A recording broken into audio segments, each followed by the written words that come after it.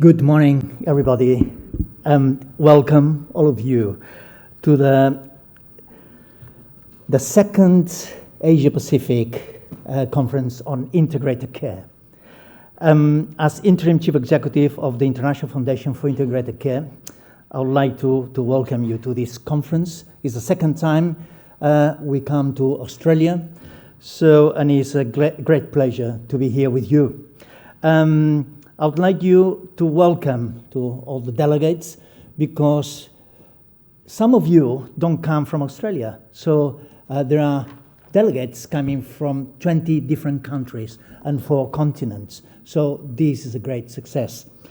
And I'm very honored to introduce the Kim Peek, Secretary of the Department of Health and Human Services of Victoria, who's going to give the welcome keynote address. So, Kim, please.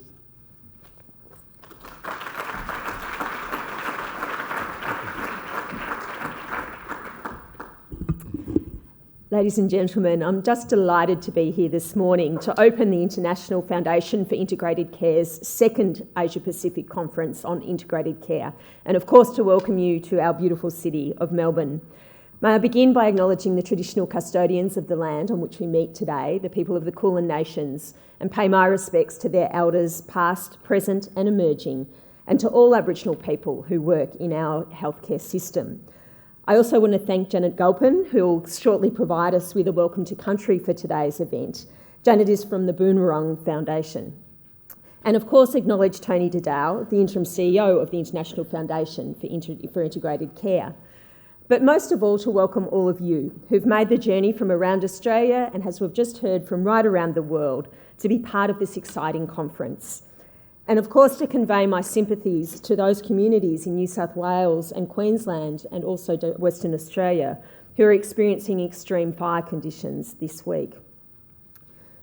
I do think that the next 3 days will provide an excellent opportunity to learn from the experiences of health and social providers, consumer representatives and other governments on how we can advance the science, knowledge and adoption of integrated care policy and practice.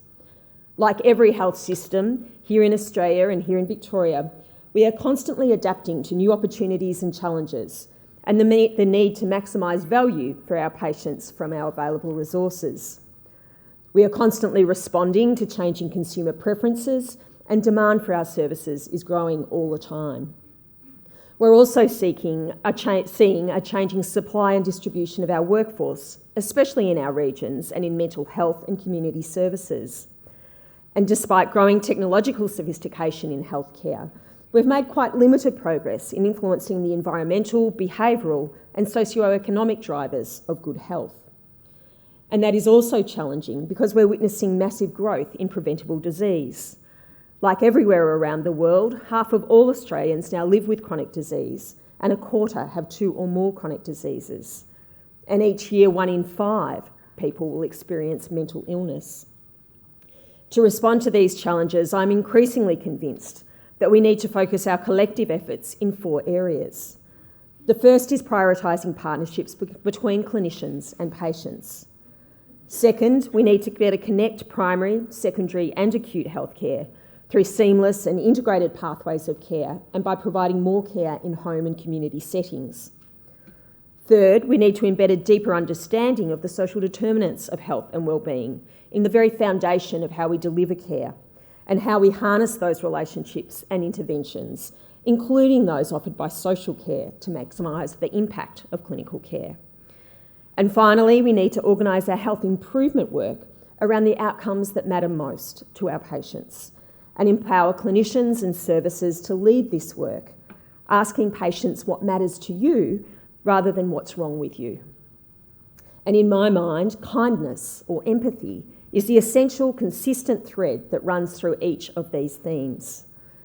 So as a taster of the discussions you'll have over the next 3 days, I just want to briefly introduce those 4 themes that I see as so critical as we move from healthcare designed to respond to episodes of trauma and infectious disease to a more connected health and community or social care system, responding to higher rates of chronic and preventable disease, an ageing population, and socially determined health and wellbeing. We all know that the role of patients is critical and that they are really the lead care provider. But sometimes in the busyness of our days, we can forget that. We need to develop new ways to inform, coach and motivate people to change their behaviours to reduce risk factors such as obesity before disease occurs. Once people develop a health condition, they need the health literacy to manage that condition and to work with clinicians right across a pathway of care to make informed decisions about their care. And we know that people are asking for this more active role in their health and care. We hear from our service users they don't want to be passengers. They want doctors, nurses, allied health to see them as people, to listen to their issues and sort out management plans together. That's what integrated care is all about. They want health services to be responsive to their needs and the needs of their community.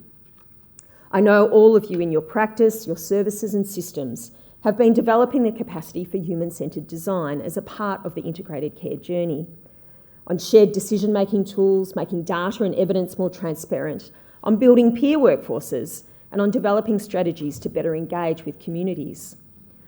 Of course, the increasing sophistication in digital technology has been a huge driver in enabling better self-managed care. This is not only transforming the way clinicians can access information and go about their work, but has already resulted in visible improvements in patient-reported experience measures, reductions in falls, pressure injuries, and length of stay, just to name a few. I also think that putting patients at the centre inspires new insights and breakthrough thinking.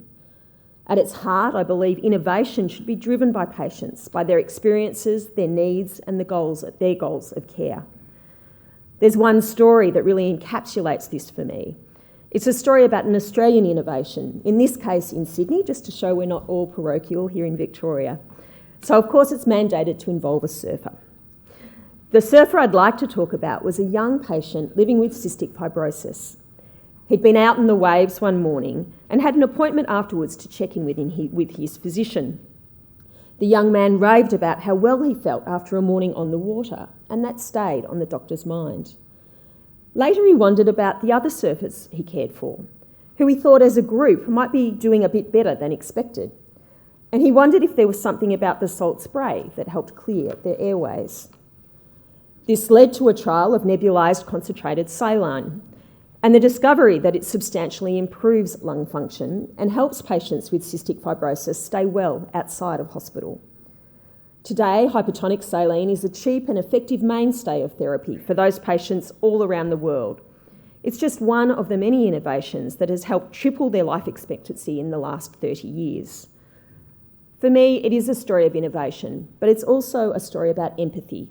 A clinician who saw his patient as a person, not just a diagnosis, as someone who knew their own body and who had ideas that could transform their care and that of others if only people listened. But it is also a story about the ingenuity of our workforce. In healthcare, right around the world, we're so fortunate to have frontline workers with skills grounded in centuries of scientific inquiry and discovery, with rigorous training that provides a strong foundation in research, allowing them to methodically investigate curiosities and suspicions.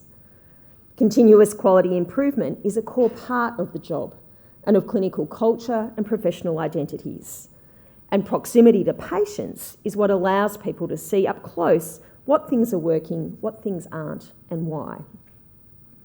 But as well as truly partnering with patients, central to your discussions over the next 3 days is how we can best show empathy by understanding people's whole journey through the health system, not just where they are at one point in time. Here in Australia, that requires collaboration not only between professionals across primary, specialist and acute care, but also across health system managers operating at different levels of government, our national government and our state and territory governments. A great example of the art of the possible is our work on optimal cancer pathways here in Victoria. I will get parochial for a moment. Our clinicians have worked together across services and sectors to develop pathways for 15 tumour types, which have now been adopted nationally. They define the critical steps of care all the way from prevention and early intervention, all the way through to treatment and end-of-life care. The pathways have already been used to improve care and outcomes in a whole lot of ways. At the start of the pathway, the speed of diagnosis for lung cancer has increased, improving survival. For people in active treatment, 8 health services are piloting symptoms and urgent review clinics to help patients manage symptoms and prevent emergency department visits. And we're also working with the Commonwealth to link their data with our data to work out where people are falling through the gaps between Commonwealth and state-funded services, and then combining that data with feedback from our communities and consumers to improve patient journeys and outcomes. To make the biggest difference, it is essential that we work right across the full pathway. And for us in Australia, that does mean working across the Commonwealth-state divide. We know our primary healthcare networks are developing clinical pathways too, and building them into state services is a huge opportunity to achieve real whole-of-system integration. Clinical pathways make sense, and they are already making a difference. The underlying reason is simple. They represent a patient's real needs much better than focusing on any single intervention, treatment, or site of care. I know everyone in this room is working on integration of care every day, but at least here in Australia, the way the system is designed and funded doesn't always make it easy. One way forward in the coming years is putting the patient journey at the heart of how we design and manage our health system. That means how we run admissions and referrals, how we measure clinical variation and performance, and longer term, how we fund and design services. As I said in my introduction, for me, I don't think that integration should stop within the health system, but bringing me to my third theme, should also take account of people's broader social needs. Research shows that while average life expectancy continues to grow in Australia, it has stalled for Australians on lower incomes. The average gap in life expectancy between the bottom 20% of incomes and the top 20% of incomes is now 6 years. For people in the lowest 10%, it's 10 years. This inequality manifests in so many aspects of health, from what researchers term deaths of despair, such as overdoses and suicide, to higher rates of obesity and smoking amongst the most disadvantaged members of our society. As just one example, the rate of type 2 diabetes of the most disadvantaged fifth of people is now double that of the least disadvantaged. And complex multimorbidity is also higher in this group and starts younger, 10 to 15 years younger or earlier, according to some of the most recent research in Scotland. We know that what happens in our hospitals and primary care services is far from the only determinant of health. Our best estimate is that healthcare only contributes 10 to 20% of total population health. This is particularly true of chronic disease, where income, environment, and other social determinants play such a lead role. And this calls for a transformation in how we think about the role and scope of healthcare. While healthcare systems traditionally haven't been responsible for mitigating the broader social determinants of health, health system leaders around the world are realising that we are ideally placed to do so, that to deliver better health, we have a role to play. In my department, we see health and social wellbeing as inextricably linked. We recognise that housing, work, education and social connections all build health.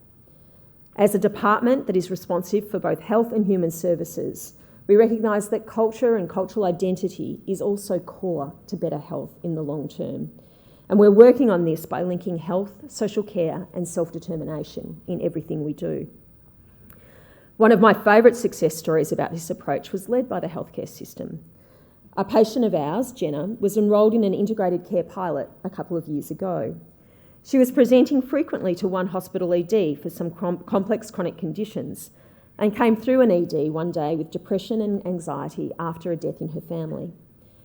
The care coordinator realised that Jenna and her family were really in a difficult situation and weren't always able to afford food and transport. After reviewing the file, they saw her history of multiple ED presentations often had outpatient specialist follow-up arranged, but she was missing these appointments. So the coordinator worked with Jenna to organise a financial counsellor and a social worker to visit her at home. Transport was arranged to help Jenna get to appointments, and financial assistance for food was provided. The coordinator also supported Jenna to contact respite services and get help for her children's learning difficulties. Although her situation is still quite fragile, I'm told her overall health has improved dramatically. And a final story that involves a whole community tracks back to 2014, when a fire burned in a large coal mine in the east of our state. The fire had a significant and long-lasting impact on the Latrobe Valley community and has served as a catalyst for improving the integration of services to address long-standing complex health and social needs. A range of agencies in the Latrobe Valley, including the local hospital and community health services, the primary health network, as well as other community organisations, businesses, governments and public services, came together to form the Latrobe Health Assembly. The formation of the Assembly is paving the way for a new era of community engagement, health improvement and integration of health and community services. The majority of the members are from the community, with a diverse representation from various locations, professions, demographics and connections to communities and groups. Local projects, just to give you some examples, being driven by the Assembly include implementing a social prescribing model, bringing community health nurses to primary schools and increasing access to sports programs. I think these are both great examples of how using empathy to see the whole person and engage a whole community can make all the difference. The last theme I want to briefly explore is outcome measurement. People want to be welcomed into clinical discussions and decision-making and informed and supported to contribute to the management of their own health. We know they want their clinicians to talk to each other, for their care to be coordinated and centred around their needs. We've all heard from patients that there is a disconnect between what seems important to them and what's important to clinicians from time to time. So critically, we have to engage and trust patients on what outcomes we should measure. 2 years ago, I visited the International Consortia for Health Outcomes Measurement. The consortium strongly emphasised the importance of engaging patients in the measurement of value in healthcare, again, the central theme of the next 3 days conference. Yet while patient-reported outcomes measures are gaining more prominence, a recent review of the development of 193 patient-recorded outcome measures showed that in almost 90% of cases, patients were not involved in the decision about what outcomes to measure. This can't be right. Who is best placed to know what outcomes should be measured? Those with the condition surely must be involved. And work is underway at the moment to lay this foundation. Here in Victoria, and I know in many places around the world, work is underway to pilot projects for patient-recorded outcomes and try and embed those approaches into practice on a daily basis. Looking at how we establish the feasibility, value and practical considerations for a broader rollout where the value of PROMS collection is proven. Defining outcomes, of course, is just the start. We also need to keep our work going on developing a system for collecting and analysing this data and having processes to share it with patients, clinicians and service managers so that we can use this information to change our culture of care, so that when someone presents to one of our services, we're able to ask, what does this person need, rather than what clinical services can we provide. Recognising the complexity of needs for many of our consumers also means we recognise that a wide array of medical, psychological, physical and social supports may be appropriate depending on their circumstance. And we can think about integrated care from the perspective of the outcomes that matter most to them. So bringing all of this together, I'm so pleased that this conference has prioritised the involvement and engagement of consumers in the design and delivery of integrated services. To end where I began, I firmly believe that this is not only important to improve the design of services, but will also lead to more activated and engaged consumers and clients. The theme of this conference is on achieving value, and I think we all share an aspiration to work towards a future health system based on an understanding of what our consumers need, as well as their broader social context, where we provide care in a way that clinicians agree is most appropriate and is responsive to what matters most to our patients. Oh, and let's not forget to do all of this with kindness to our patients and, just as importantly, to each other. Thank you again to the International Foundation for Integrated Care for bringing this conference to Melbourne. I'm excited about the work that your foundation does and what we can learn from this international network as we move forward. I really hope you enjoy your time together and have the opportunity to see a bit of Melbourne if this is your first visit to our city. And I'd like to now thank and hand over to Auntie Janet Galpin for the official welcome to country. Thank you.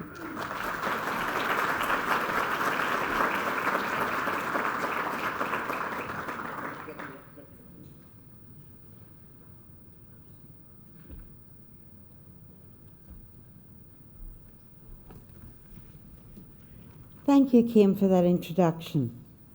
Wominjeka. Wominjeka is the Bunwurrung language word for welcome.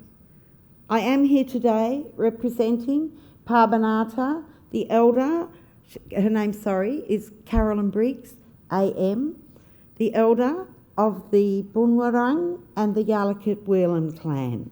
And I would like to pay my respect to my ancestors. And a very special welcome to all of you here today for APIC2, and to recognise that your overriding theme is to achieve better value for people and populations through the design and delivery of integrated and social care. So it's a very, very important role that you all have throughout the world. As a representative and family member of the Bunwurrung, Melbourne's first people, I'm pleased to be able to welcome you all here today, and we are especially pleased to recognise the commitment that you've made here today in paying respect to the spirit of this land and to its first people. Through this, you have shown the willingness to honour sacred ground. Today we stand on Bunwurrung country. This country is unceded, that is, this country was never formally surrendered, and the Bunwurrung are the custodians of the land that stretches from the Wilson's Promontory all the way around to the mouth of the Werribee River, encompassing both of our beautiful bays, Western Port and Port Phillip. So when you're walking or travelling around our country, you have been welcomed by us for all of your journeys. It is important for all Victorians and guests to understand and appreciate the history and the culture of the First Peoples of Melbourne, who played a very significant role in the development of Melbourne, both before and after European arrival. But unfortunately, our First Peoples are unknown to many who live in this land. The struggle to preserve not only their culture, but also their cultural heritage and traditions began with the ancestors in the 1830s. And one of the lessons that we should take from this struggle was the way that the elders and leaders of the day forged alliances that led to many of the achievements that we all take for granted today. And also our elders are still today in continual discussion with the leaders of the day to advance recognition and reconciliation for our First Peoples. As Australians, while you have all descended from different clans, different language groups, and from countries stretched all the way around the world, we should all support our elders' rights for a voice to government, our rights for a treaty, and the truth-telling about Australia's very dark history. The word welcome in Bunwurrung, as I mentioned earlier, is Wominjeka, and it also has a double translation. The other translation is come with purpose. So much as you have all come here today with a purpose for this amazing conference and things that you do throughout your whole waking day, everything is done with a purpose. So it's a really lovely other second translation of that word. It's also a contract between the people as the custodians of this land and yourselves to ensure that our laws are adhered to and to guarantee safe passage for those who ask. According to tradition, our land has always been protected by the creator Bunjil, who travels as an eagle, and our waterways are protected by Wa, who travels as a crow. Bunjil, our creator, taught the Bunwurrung to always welcome guests, but he required the Bunwurrung to ask two promises that I will ask of you all here today, and that is to not harm the children and to not harm the land of Bunjil. This commitment was made by dipping a small bow into the waters and the spoken word Wominjeka. So thank you everybody and welcome.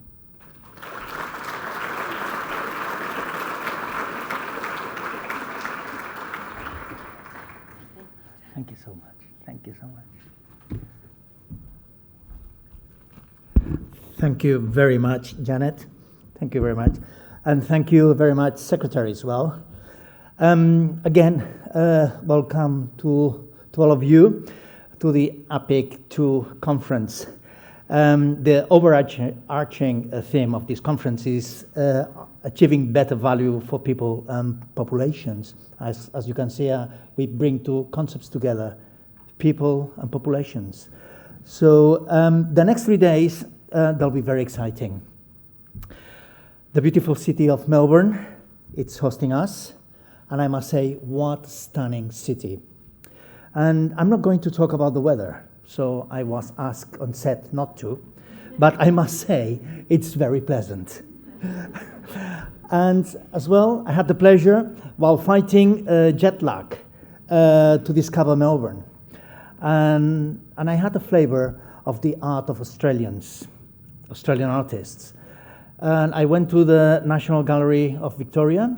This is a must for all the citizens. And as well, is another must, the Immigration Museum. The Royal Botanic Gardens, I'm passionate about horticulture. So one of the best in the world, I must say. After seeing Kew Gardens in London, I think I prefer the Royal Botanic Gardens in Melbourne. Melbourne's impressive and disruptive architecture. And then I had the chance to try the multi-ethnic and high-quality restaurants. Such a brilliant city and a vibrant city. Thanks for hosting us.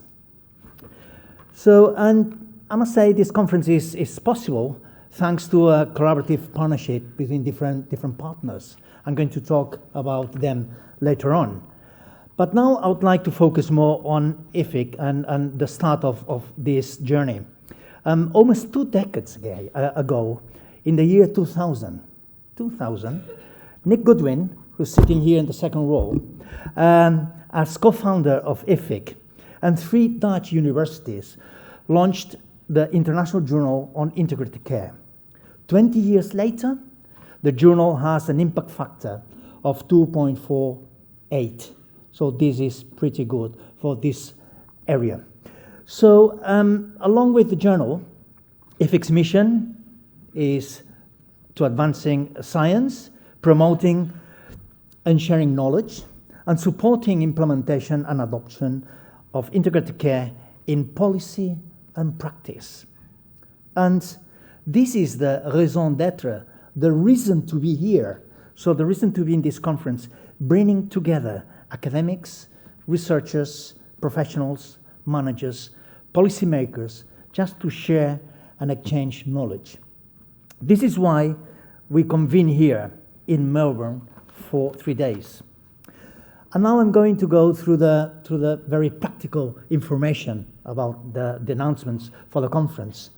The first one is, as I said, we are about more than 400 delegates, 350 from Australia, and 70 other delegates from more than 20 countries, many from Europe, the Americas, and large delegations, I must say thank you to them, from the Asia Pacific region, particularly New Zealand, Saudi Arabia, and Singapore. Because we understand the financial and other challenges with attending conferences, not least the distance, we are live streaming. And this is a live streaming conference via the IFIC website. Please go there and follow us. We are tweeting from IFIC info and using hashtags, hashtag integrated care and hashtag APIC2. And I'm encouraging you to use the tweet as well. And what about the program? The program, we have a great panel of speakers and a wide selection of breakouts and lunch and breakfast workshops for people to choose from. You are welcome to come and to attend any session on the program, but where sessions are busy seats, are on first-come basis, so make your way to your sessions on time, but please don't run too much and too fast. The best way of following the program is to download the conference app. I guess most of you've already done that, and the staff are on hand to provide instructions if anyone needs any help. The app will also include helpful announcements, and it's a great way to connect with other delegates. Full biographies of the abstracts for all sessions and speakers can also be found in the conference app. So we are not going to read all the biographies of the speakers. Free Wi-Fi is also available. Login details for the app, you can find it at the back of your name badge. And if you need support, please visit the registration desk as well. So, and what about the exhibition sponsors and posters? So please visit the poster display in the exhibition area. And remember to join the poster walks taking place each lunchtime. Meeting at the IFIC stand during the poster walk, a selection of poster presenters will give a 5 minutes defense of their poster. So give and support them. Take time as well to visit and talk to our sponsors and exhibitors and to thank them for their support. Thanks to them, this is possible as well. In particular, I'm going to mention Bupa Foundation, Silver Chain, and Health Change Australia. And what about the social program? There is a fantastic opportunity to learn more about IFIC's work and network in a relaxed environment by attending some of the social gatherings taking place in the Boat Yard Bar, maybe the locals you know where that is, just on the river in front of the venue tonight from 6:30 to 8:30. Some of the groups that will be there include IFIC Australia first, the Children, Youth and Family Special Interest Groups hosted by Children's Health Queensland, then the APIC, the Emerging Researchers and Professionals in Integrated Care Network of IFIC, and the Consumer Engagement Group hosted by Health Issues Centre. And you'll spot these groups by the conference, and there'll be pop-up banners around the venue. So just talk and gather them. We have a limited number of seats still available for the conference dinner. So, and this will be held at Bank Pop tomorrow evening. To book, please visit the registration desk before the end of lunchtime. So I would like to thank you, our conference host. First, the Department of Health and Human Services of Victoria State, IFIC Australia and their partners, and the Australian Healthcare and Hospitals Association, who formed the organising committee and put a huge amount of time and skill into making the conference a success. We are hugely appreciative of all of their efforts. And another thing, that's it, I would like to say that out of respect to all the speakers and other delegates, please ensure your phone is switched off silent during the sessions. And just to finish, I hope a fruitful and thoughtful, provoking conference. So thank you very much for having come here.